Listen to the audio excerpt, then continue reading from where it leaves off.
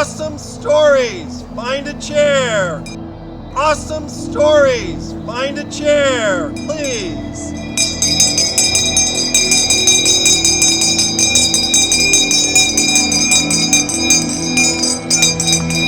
Three minutes.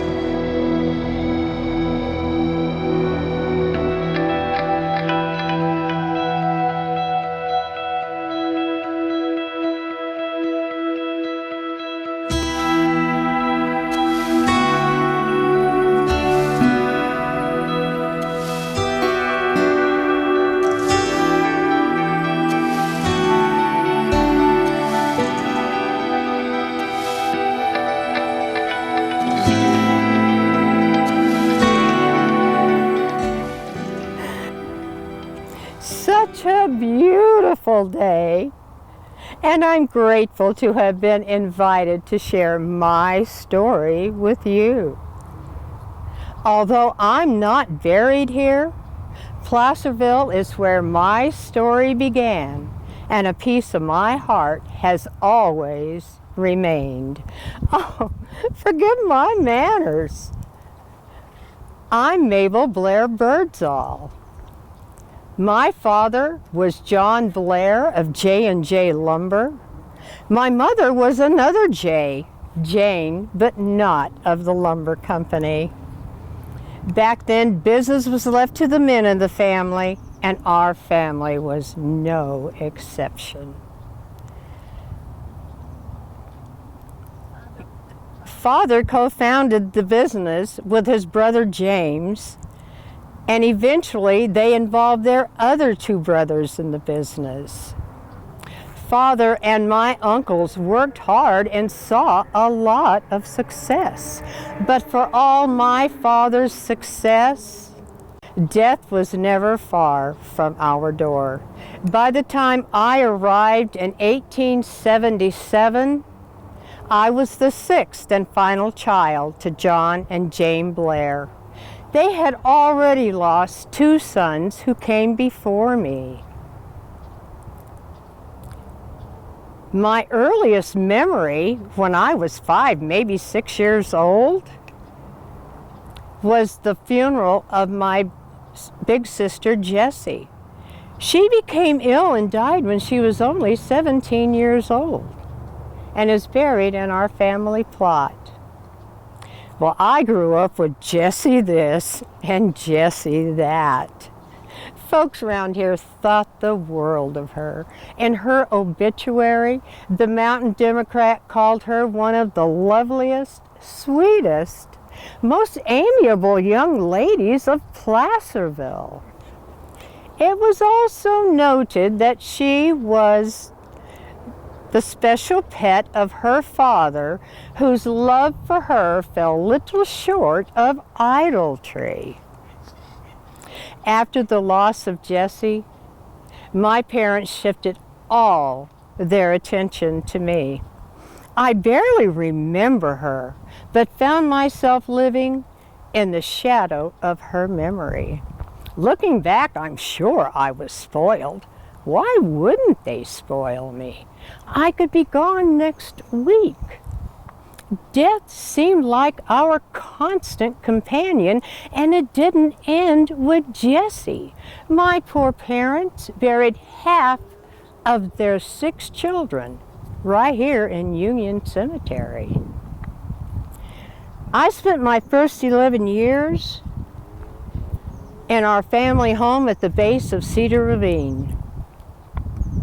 The house is still there and is being restored to its natural beauty. I tell you, this was a glorious place to grow up. With aunts, uncles, and cousins in and out of the house. So despite all the sad loss we endured, it was a good childhood. Looking back, I can see that Placerville was suffering at the time. When the Transcontinental Railroad went through Auburn, of all places, instead of Placerville, things became real lean around here. People still needed lumber, but the economy was slow and the local market limited. And moving lumber by wagon was slow and expensive. But that did change. The railroad finally arrived in 1888, making it so much easier to move lumber. Right about that time, my father became a vice president to Knights and Company of Sacramento. And that meant we had to move. Well, I was 12. Do you remember being 12? I had to leave everything I knew. I remember Father found us a grand house, a mansion really, in downtown Sacramento, right across the street from the state capitol. Oh, the house was huge.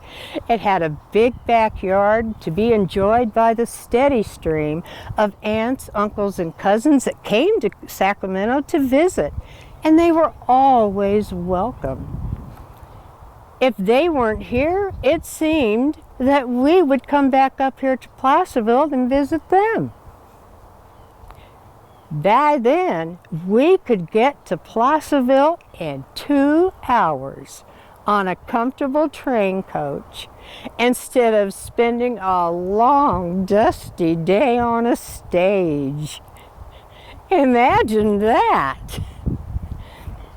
Shortly after becoming settled in Sacramento, Father took us to Scotland to meet our extended family in the Glasgow area.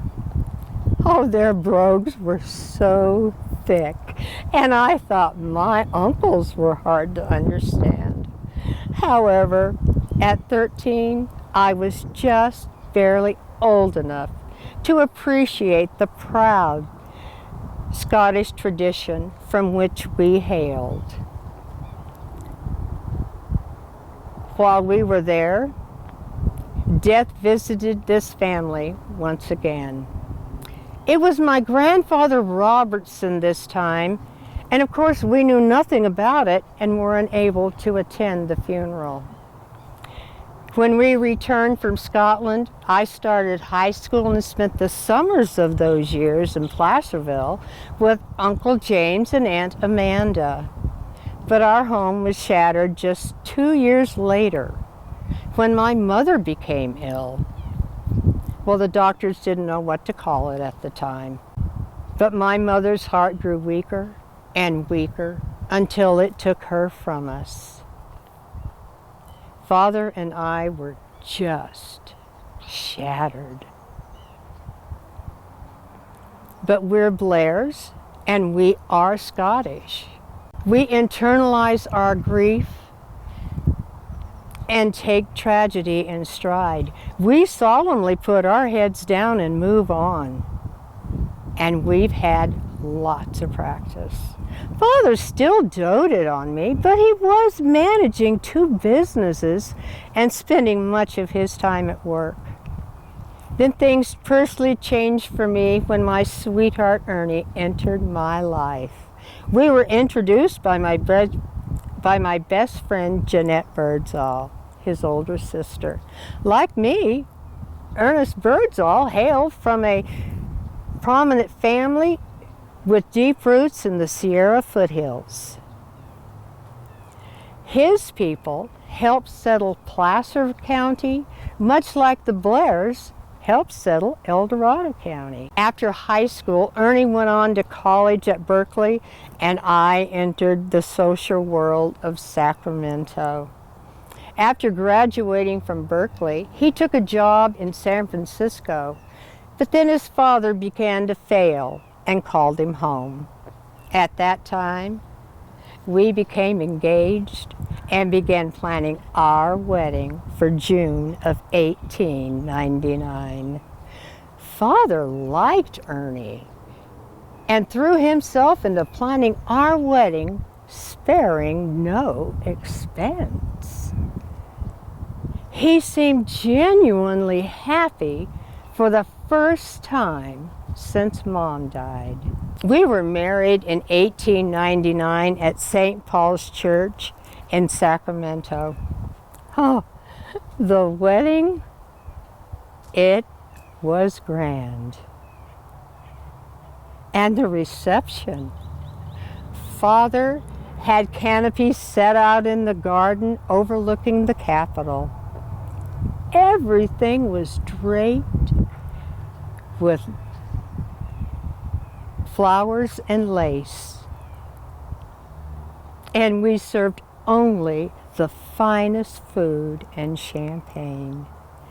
The newspapers hailed it as the wedding of the decade, with the Mountain Democrat reading, read this to you. As a social event, the princely hand of John Blair and the prominence of the parties made it superb even for the capital city. But for each and all of them, it is nonetheless an affair of the home and heart. And while it gives to it a native daughter, another name and home, with blessings on them, Placerville tenders best wishes to Mr. and Mrs. Birdsall. It meant the world to me that he put such an effort into our wedding. My father is a reserved and exceptionally practical man. We're not frivolous. I can see now that my wedding was a little bit out of character. Was he making up for the loss of my mother? Was he buying two weddings, mine and Jessie's? No matter. I genuinely appreciated the gesture, and I could see what it did for him. Ernie and I then settled in Auburn, where his parents had a successful olive business. My father-in-law, Frederick, came to California in 1851 looking for gold. And like so many others, ended up selling provisions to the miners and did very well. Today we call that mining the miners.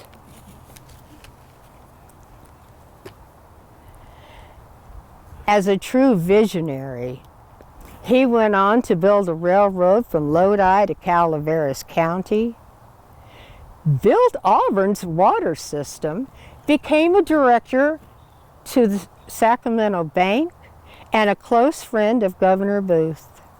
Frederick eventually sold the railroad to Southern Pacific and all his water holdings to the South Yuba Water Company. He then decided to get into the olive oil business. Most of the olives here were the original mission variety brought north by the Spanish. They were fine pickled and made passable oil. But Frederick believed he could do better. He studied Mediterranean olive vineyards and varietals, and concluded they would do well in Auburn. He brought saplings from Italy and bought 80 acres on the rim of the American River and named the ranch Aeolia Heights after the Greek god of the winds, probably because of the gentle breezes that blew up the hillside.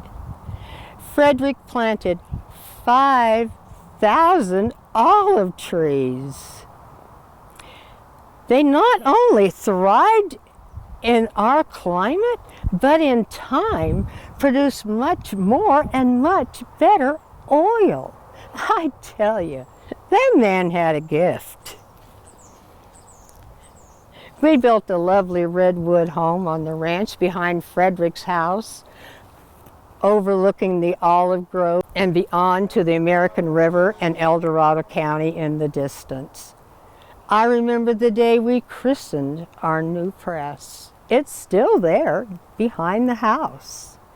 As you approach Auburn on Highway 49, just past the No Hands Bridge, our home is above you and to the right. The olive trees on the side of the road are descendants of the saplings planted by Frederick, and they're all over the area. In 1900, Ernie took over the family business, becoming a leader in the industry and making the award-winning Bird's Eye Pure Aeolia olive oil. It was a very popular business. While he ran the olive oil business, I devoted my time to the upbringing of our three beautiful daughters, Thurza, Maribel, and Blair. I'm sure they would tell you I ran a tight ship. Meanwhile, Ernie focused on other opportunities. He opened a shoe store on Main Street in Auburn. He served in the state assembly, and 2 years later was elected to the state senate, where he served 4 two-year terms representing Placer, Nevada, and El Dorado counties. He had no problem winning votes in Placerville. We were quite a team. And I became a diplomat of sorts, opening our beautiful home to many dignitaries, including the governor.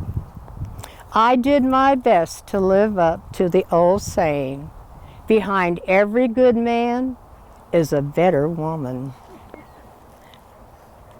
As children of pioneer families, Ernie and I both felt a deep responsibility to give back to the communities that brought so much opportunity to our families. The years went on and our daughters grew to be strong, thoughtful women, having children of their own.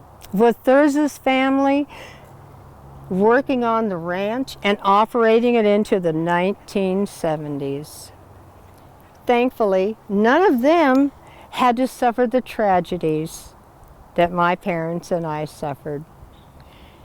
After Ernie and I passed, Aeolia Heights became a lovely Auburn neighborhood. Our history in Auburn has been told and retold.